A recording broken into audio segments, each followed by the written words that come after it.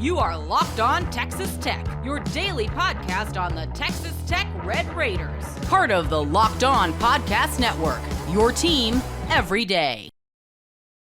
All of a sudden, very experienced. Started multiple games. He's helped you come in and win games. I mean, so whether it's next year, later on this year, this weekend, whatever it looks like, I mean, he now is – he's got a body of work to draw from, and he's been put in some tough situations. So this is really good for him in the future, I guess, at this position, for sure. Yeah, no question.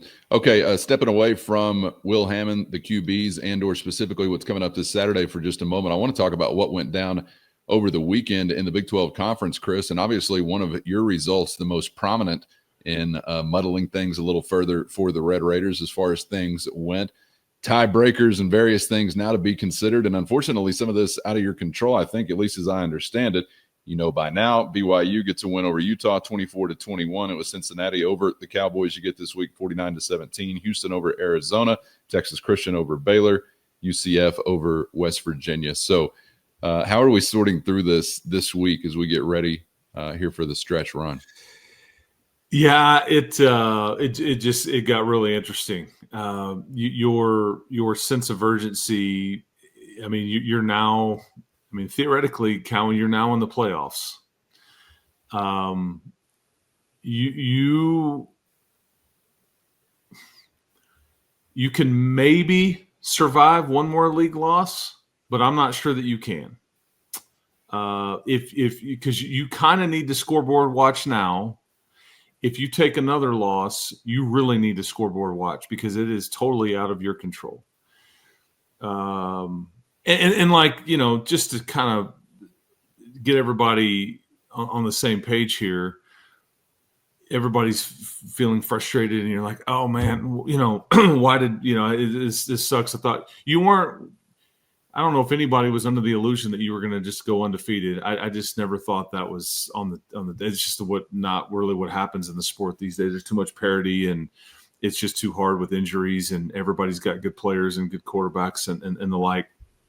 But if you go back to the summertime, we'd really talked about these three road contests, the Salt Lake City trip, the Tempe trip, and the Manhattan, Kansas trip. You are now 1-1 in those three games. We said aloud you had to win one of those three at minimum, and now you may have to win two of those three to really do the thing, because this isn't about the playoffs. This isn't about anything other than getting to Arlington. And I think that with a win this weekend, you're going to set up one of the biggest, really, I'm going to say, must-win games in years for yourself in Manhattan, Kansas. And then if you do that, then you're setting up another, you know, because your season's really going to come down to, and I'm not trying to gloss over Oklahoma State. I'm not, but you're a 38-point favorite.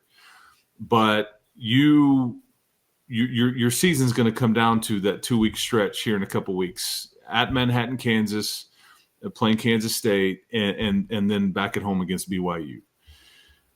Cincinnati and BYU have to play. I think BYU's got to go to Iowa State this weekend. They've got to go to Ames, and Iowa State's coming off of a bye, and they were embarrassed, against Colorado the last time we saw them. There's going to be enough collateral damage, but Arizona State's the team that you ought to be concerned about.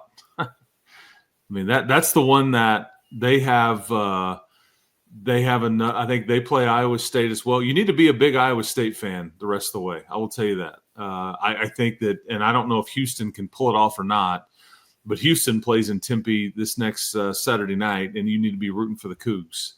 Arizona State needs another. You need to give them another loss. But really, again, I think if you handle your business, but it may require you winning out. I mean, that's just all. It's just like I knew this was the one. Like, had you gotten the win over Arizona State, you are, everybody else is chasing you. You still have your mulligan in your back pocket should you need it, and the tiebreakers over certain teams. But now that is, and then in Utah didn't do you any favors because you really needed Utah to beat BYU. But this is the way it was going to be. So this may require an 11-1 regular season to get to where you want to go. Just how things have worked out. That's just the reality of it. But one at a time. But it really is about getting through this weekend, and all signs, everything is on the table when you go to Manhattan, Kansas. That's the one now. That's the game that you must absolutely have. And if you get it, you set yourself up for one of the biggest home games in years. Again, not to gloss over UCF or Oklahoma State or West Virginia, but it's a 5-game, deal left, and you've got two that are right there in the middle that are back to back. It's all on the line. I mean, you're kind of in the playoffs right now. So the sense of urgency, man, it's ramped up significantly right now.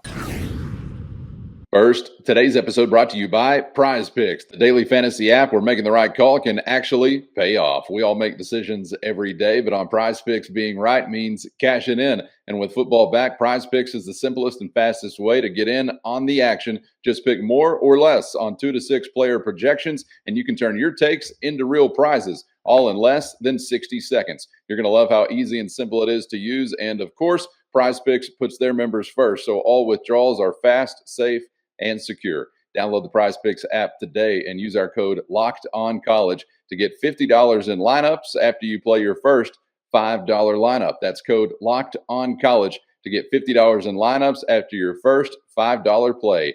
With Prize Picks, run your game. And I think, really, as far as the standard, the kind of the level that you were going to have to reach anyway to wind up in a conference contending kind of conversation in November, you knew would be this kind of territory. So unfortunately, like you said on the reaction episode as well, the mulligan was utilized earlier than you would have liked to have had to roll it out. Not that you wanted to ever have to use it, but adds a little urgency as you get now toward the end of October, but still a very similar circumstance as far as the margin for error being nil that you thought you'd be in. I mean, you think you're pursuing like a 1 or 2 loss type of season if you think you're pursuing a conference title or maybe something in the playoff. I do wonder, and I'll go ahead and just qualify all of this upcoming conversation or portion of the conversation by saying we know the national media hates the Big 12 conference. They will not cut you any breaks no matter what.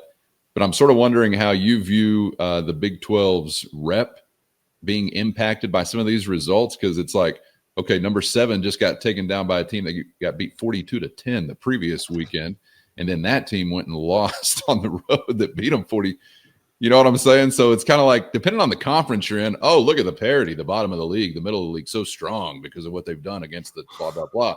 If it's the Big 12, oh, look how weak the top of the league is being done by the middle or how this goes. So how have you been processing, I guess, that part of it, maybe from a national perspective? Well, I think Texas Tech had the best chance to be an at-large bid. Just because of how much national attention you got in your ranking, how bad you had beaten teams, and all those things. And yet I don't know if it can work out this way, but like if you were to go 11-1 and then lose a close game in the title game, maybe, but really now it's going to have to be about like a BYU being that scenario too. But they've just got too much meat left on the schedule, man. And like obviously Texas Tech and BYU are going to play. Somebody's going to lose that game. So I mean, it's what I felt all along. I just think you're staring at a 1-bid league. But right now, I just think you just continue to handle your business and focus on trying to get to Arlington. That's what the task has always been. I just don't know if you're going to get any sort of benefit. And I don't know, like, is Cincinnati, can they hang on? And like, they're not on your schedule. I think they have a game. They have got lots of meat left on their schedule as well. But I just don't know if there's enough there. Like, I think people were ready to do this with Utah. Like, kind of go, okay, this is But I think now that they've lost 2 conference games and the way that they've lost them, I just don't know if you're staring at a. And again, we still have so much left to go that maybe there's some scenarios we haven't thought of or like that are created like going on elsewhere. But I think you're grasping at straws if you're hoping hopefully we can be in that large. That's for you. It would require you to win out and lose a close game, a very close game, and even then you're going to have to sweat it out on getting that large berth. But right now, just give me to Arlington, man, and let yourself control your own destiny. But you're going to have to win out, I think, probably to control your own scenario. And I guess there's a few scenarios where if you went out and maybe it just would have to fall perfectly for you to get squeezed, but I don't know if that's possible or not. So I just, again, beat BYU and beat Kansas State and then handle your business against these other three teams that you're better than.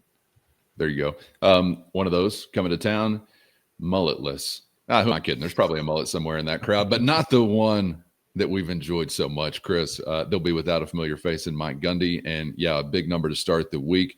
I think began 37.5 or so with a little movement. But, I mean, Callan, they haven't won a Big 12 game